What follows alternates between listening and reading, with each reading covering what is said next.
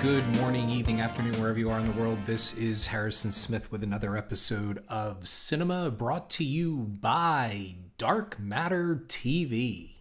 Dark Matter TV is a streaming platform where you can find not just current genre entertainment in horror, sci-fi, thriller, and action, but also classic content that takes you back to the great old days of late night cable and finding those cult and classic films that they just don't make anymore.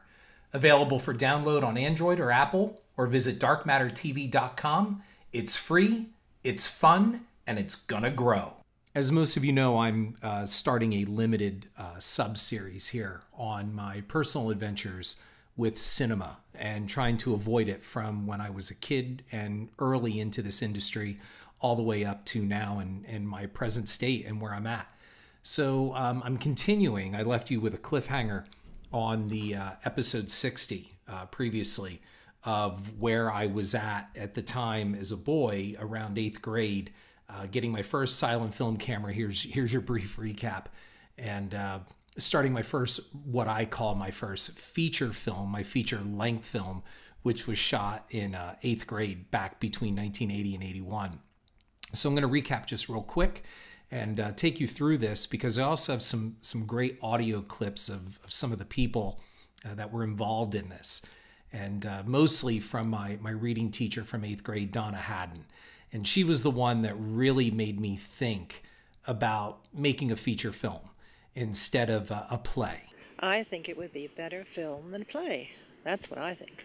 So let's go back a little bit. I had left off with Sped Woman and starting to make my own silent comedy films with my Super 8 silent camera, my Kodak silent camera. We originally thought of remaking Mad Monster Party, the Rankin Bass classic, if you guys remember that, the stop motion Rankin Bass classic. And we were going to make this into a stage play for our school. And that's what I thought would work. I have no idea how we were going to pull off sets or anything like that. And first, let me give you the layout a little bit.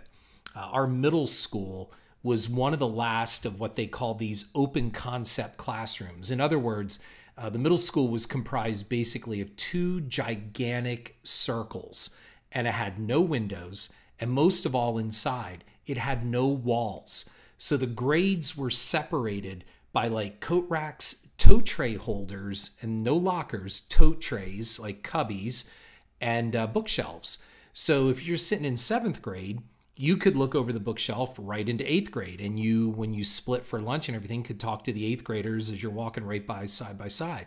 So they weren't really classrooms, but more learning areas is what they called them. The place was a constant hive.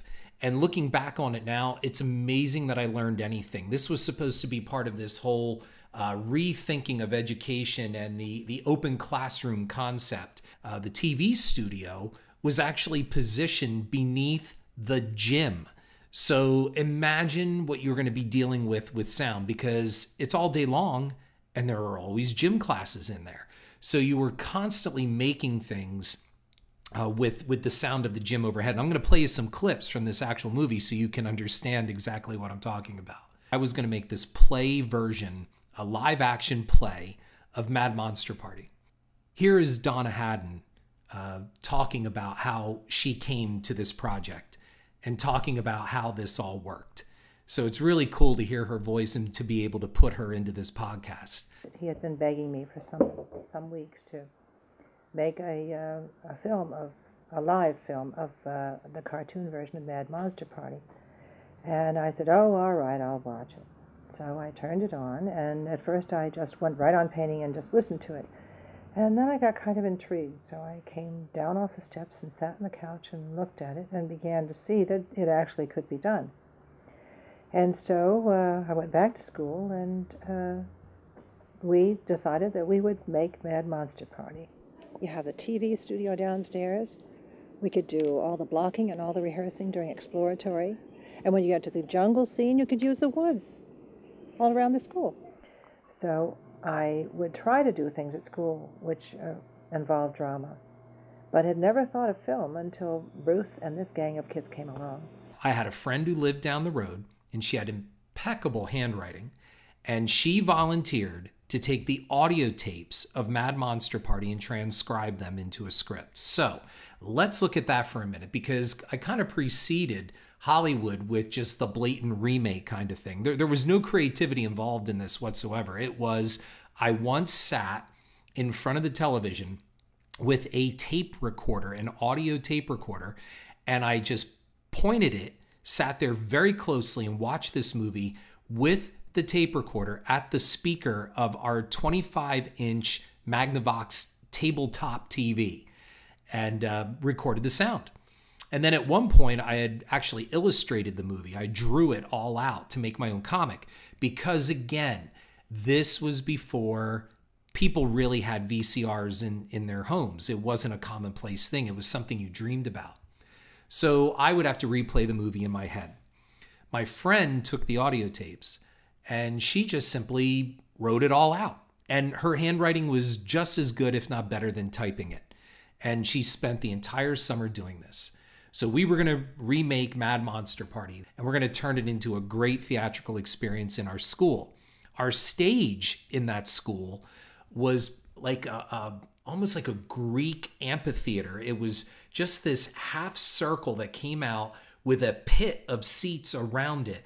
No curtain, no side wings, no nothing to change sets or scenery. No nothing. So how are we going to pull this off? Well, that's what Mrs. Haddon said.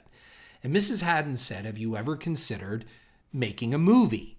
I think it would be better film than play. That's what I think. I was just kind of like, no, I didn't think that would be possible. She goes, well, you were with my exploratory at the end of 7th grade. She goes, why don't we make this our exploratory project and let's make your movie? Now, our TV studio had a 3-camera setup, all black and white, and they recorded on reel-to-reel videotape. So that's how far we're going back. It had a very crude lighting grid in its ceiling, but again, positioned directly underneath that gymnasium. So I thought, we're going to do this. Now, the script had absolutely no creativity at all, as I had said. It was a straight transcription from the original Mad Monster Party, so I didn't change anything up. I didn't reposition characters. Somehow, on the 8th grade level, we were going to recreate Dr. Frankenstein's castle, a jungle, special effects to turn people into bats and all of this stuff. How? I don't know. We got my friends together and I said, sign up for exploratory and I want you guys to be part of this. Because again, as I had said in episode 60, I was that kid who got everybody in the neighborhood to do something.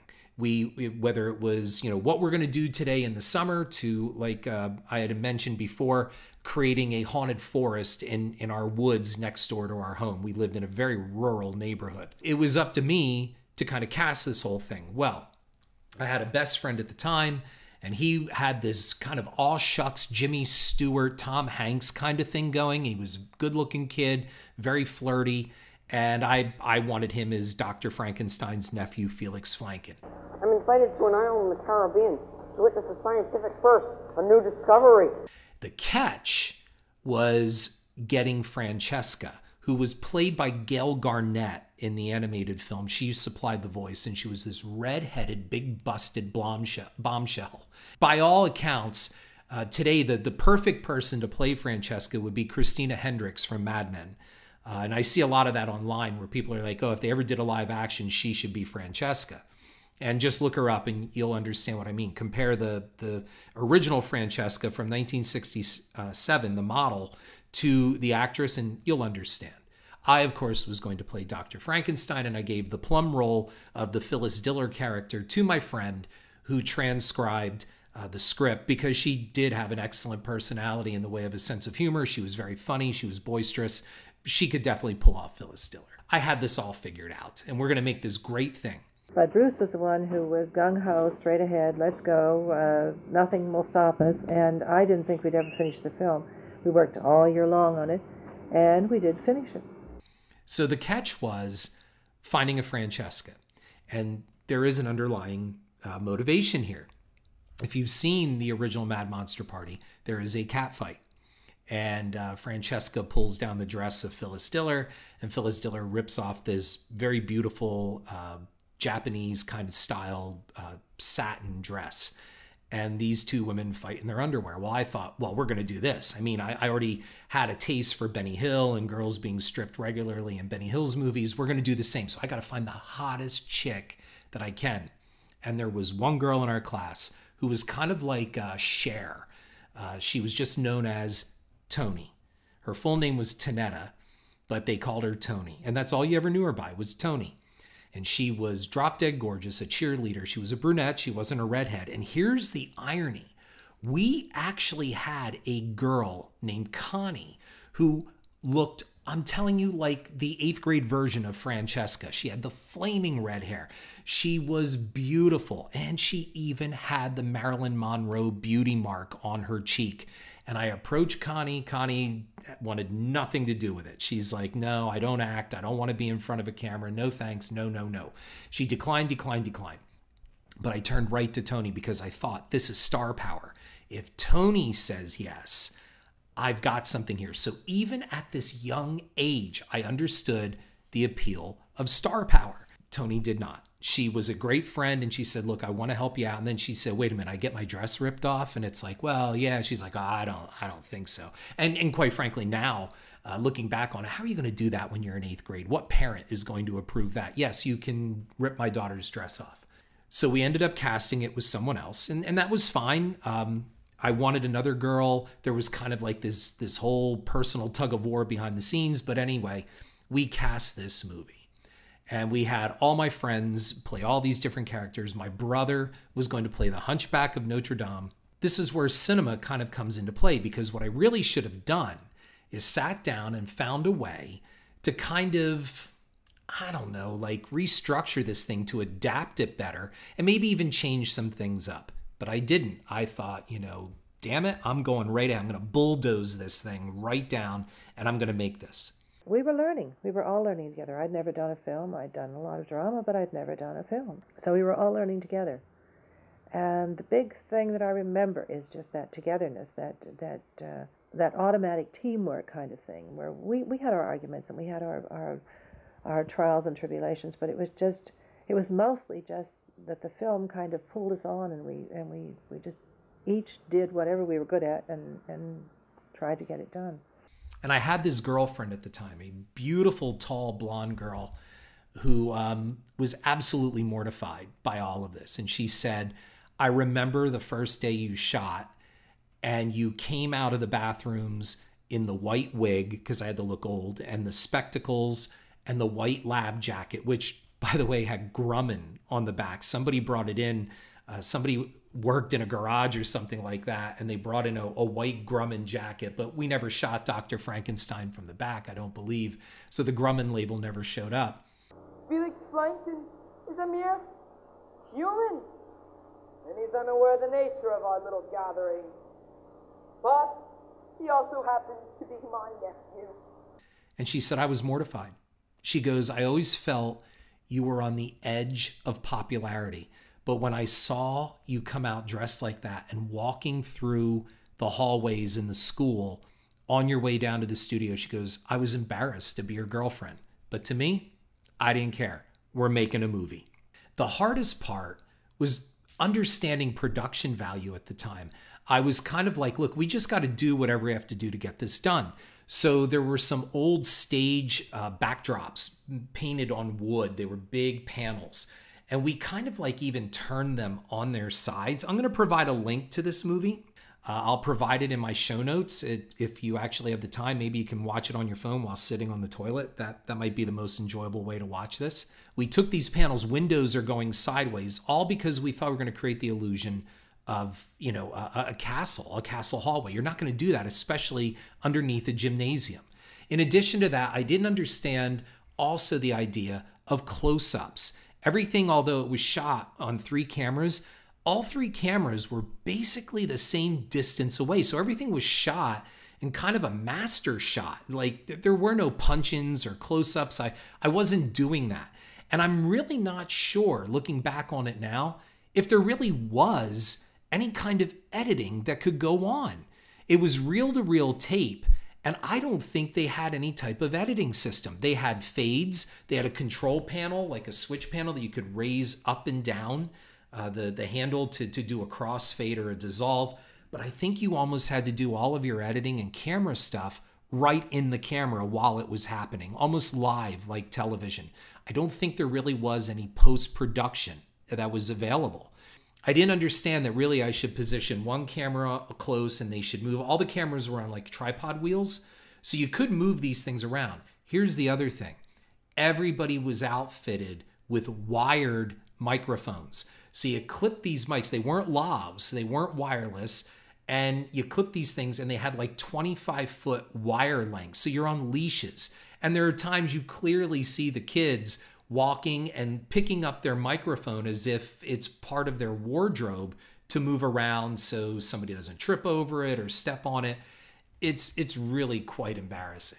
The next thing were the special effects. There's a scene in the original film several times where Count Dracula turns into a bat. So how are we going to do this? Well, I had learned by editing on my own camera, the film camera. So I learned how to edit in camera first, because otherwise on film, what I was doing was I was sitting at home with scissors and cutting the frames with scissors and splicing with Scotch tape is really what it was. But on videotape, you can't do that. But I understood the power of stopping the camera, moving the actor out of the way and positioning your effect, resume recording, and you got a boop kind of thing where boom, somebody turns into something, someone appears, or someone vanishes.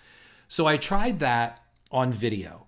And I remember when the one actor had to turn into Count Dracula, and I think he climbed up on a milk crate because we were supposed to be on the docks of some port, and I think all we had was some construction paper sign. Somehow the audience is supposed to understand that we're on a dock. And I remember the sound effect was from the soundtrack to the movie Popeye. I had it on vinyl. And we actually had a microphone playing over a portable record player, a turntable, just to get the opening part of that track. And if you listen, you can hear the scratching of the vinyl and everything. And that was happening live. So this is like putting on a live, almost like a video radio show where everything is happening in real time. And so when the actor had to jump, he jumped up, we yelled, cut. Okay, the camera stopped. And then we resumed with this construction paper bat on a string, and it just, all it does is go up. It doesn't even flutter, it doesn't fly. It's all dreadful. But damn it, if I just wasn't proud of all of this. And when you see this thing and how badly it was shot, and then we had to go outside to shoot what were supposed to be the jungle scenes, supposed to be some Caribbean island. And instead we used the woods that were around the school where the kids are outside for recess, for exploratory, they're doing their sports. You can clearly see them and hear them. And the highway. Everybody must have had himself quite a time last night. There was nothing but a huge pile of leftovers in the dining room. Yes, I wonder who it was. This will be our best convention ever. Without it to spoil the fun and my nephew present, this will truly be a momentous occasion. And I remember that they shot the outside sound with like this sound gun. It had like a clear plastic dish. It looked like a satellite dish on a boom. And that's how they recorded the outside sound. And the outside video was recorded on a Portapack. So there had to be some kind of editing involved here because they had to take that tape and mesh it with what was going on reel to reel. So forgot about that. We had a problem also, to show you how cynical I was of just get the movie done. Our lead Francesca got sick halfway through the shoot and she had to be hospitalized. She turned out to be okay, but it took her out of commission. We had to replace her. And I thought, well, we've just got to do this. And I hired another girl to play the same role in the same movie. So you just run from this one actress who then just simply vanishes and this other girl shows up and the audience, I guess, is supposed to assume that this is the same actress. Then the girl who was in the hospital got out of the hospital and came back. And we replaced the replacement back with the original actress. So you have this original girl, stand-in, original girl at the very end. And you know what? I don't think anybody even really friggin' noticed. To me, I noticed, and it's just absolutely horrible. And I learned even right there and then, like, you can't be doing this. You've got to do it right. One of the other things is at the end of the original film, the island blows up. Dr. Frankenstein creates this potion where, like, one drop can blow up a tree. It's like, super nitroglycerin. So a whole vial of this stuff would blow up the whole island. And that's what happens at the end. How were we going to do this? We were doing, I guess, the last scene. We had to blow up an island. We blew the island up, but it didn't work the way we thought it was going to work. And still, when you see it on film, you can see that it's a low-budget film working as best it could. And I had a friend who, in 8th grade, everybody's an expert on what they like. And he was a self-proclaimed, demolition explosions expert. And he had like this room full or shed full at home of firecrackers, fireworks, M80s, cherry bombs, the whole thing. And it was almost like, you could just see him like opening up a trench coat. Like, what do you want? You want cherry bombs? You want a pipe bomb? What do you want? You want a quarter stick? I got it all. Just name your poison. And he promised he could bring us in a cherry bomb to blow up the island. Now, that's not easy to do even in 1981 because you have to get school permission. We had a wonderful school principal, very progressive guy named Dr. Harricle, and God bless this man, he was wonderful. And Mrs. Haddon took us. She said, you need to understand how to negotiate. You need to understand how to present yourself to higher powers. Consider Dr. Harricle to be a studio executive, and you have to convince him to use this effect. And this is all stuff that I learned from, so it was great. And we went in and we sat down with Dr. Harricle in the principal's office with Mrs. Haddon and myself and my friend who transcribed the script. We pled our case to Dr. Harricle to allow us to bring in this explosive and to be used to blow up what would be a model island. We were going to create this island out of mud and sticks and weeds and all that kind of stuff. Son of a gun if Dr. Harricle didn't agree. He said, you make a great point. This must be supervised. Mrs. Haddon would be the supervisor. And you look back on it now and you go, holy shit, this would never happen today. So the island was basically this giant mud pie, roughly the size of a personal pan pizza. And it was placed on an oar. I don't know why we figured that, but we had a creek, a stream that ran alongside the school. So we went down into this culvert where this stream was, and we found a deep spot. Well, a couple of the kids knew how to build dams because back then you knew how to dam up a creek, and I certainly did too. So we built this dam to build the water up higher so we could put the island into the water on the oar so that just the island showed in the water, but the oar would not. And that really didn't work out well. But then the cherry bomb would be fitted into the middle of the island, covered up except for the fuse. So when it exploded, it would blow the... Now, here's the thing. Someone's got to hold that oar. And some kid did. It was a kid. We're talking, what, 4 feet? Maybe that oar was. And this is a cherry bomb that's going to go off. And there were stones and sticks and everything in this big mud pie.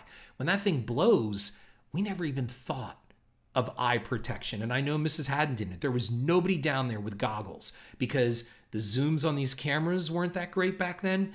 You had the camera right there as well too. It was Mrs. Haddon supervising, no kids with safety goggles, and we placed this oar with the island on top of the water, sunk it down so the oar disappeared, and we lit the cherry bomb. And it went off, and it was one take. It was a one and done. And it went off. I don't know what the hell it was. I mean, you look at it now and you go, what is that? And then the best part is the island blows up and what's left of the island, you can see the oar. It comes out of the water because whoever was holding that oar, they flinched and then they drop it below the surface. And it's supposed to be this dramatic moment. I remember Mrs. Haddon saying, oh, it's supposed to be this great moment.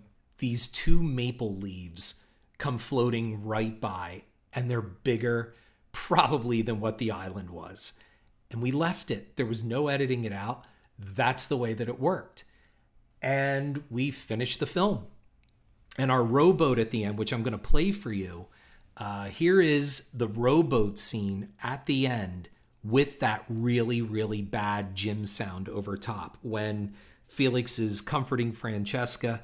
And I'm telling you, that sound that you hear, all that cacophony in the background, that's the gymnasium above us.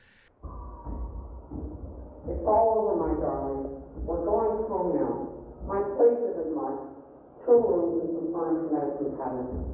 But we'll be married, and pretty soon a bunch of little finders will be running around. What is it? What did I say? I can't marry you. Well, you can't? You don't love me? Yes, I do. That's why I will marry you. And then we had to debut it. And how we debuted it was we had learning areas. So we had the 8 Mountain learning area. And that was the weird part of this school. We had 2 5th grades, 2 6th grades, 2 7th grades, 2 8th grades. And they divided these grades by houses called Mountain House and Lake House. And they fostered this rivalry between us to say, well, you know, Lake is smarter than Mountain and Mountain was better than Lake. And this went on forever. It makes a real difficult time when you get up to the high school in 9th grade when Mountain House and Lake House are merged together and you literally do not know half your class. There were barriers. I mean, Lake House was one circle on one hemisphere of the school and Mountain was on the other. And the only time you really got together were for sporting events or school assemblies. So you really didn't know a lot of people and at recess. But for 8 Mountain, we're going to show Mad Monster Party. And it was on the last day. They rolled out these big Magnavox TVs on carts, if you remember that. And they could plug them in with these coaxial cables right into these big cement pillars in the center of the areas. And they rolled out like 5 TVs and they rolled them into all the areas, connected them up. And I sat there with my friends and my then girlfriend at the time. And here's the best part. They loved it. So many people were like, oh my God, you made a movie. I thought it was terrific, even though in my heart of hearts, I knew it was pretty bad. That's like my first teenage brush with cinema, Cynema, because I knew I could have done better, but I didn't because I chose the pathway of now I've just got to simply get this done. My girlfriend at that time, she said to me, she goes, I was wrong. She said, you did it. And that was the big thing. I finished it. And I think that's the most important takeaway out of this whole story and episode is I started out and I finished it. Now you have to go back and relearn everything to understand that it's more than just finishing. What you have to do now is make sure that it's good. So the lesson here is, folks, get out there and make your movie, no matter how young you are. Set out to finish. Follow through is everything. But then again, so is production value. Don't settle. It's more than just finishing the movie. It's also making something good that is entertaining. I will redeem myself with one thing. As bad as this was, it sure seemed to entertain my friends. And maybe they were just really being nice. I also got a Cardboard Academy Award presented to me by my cast.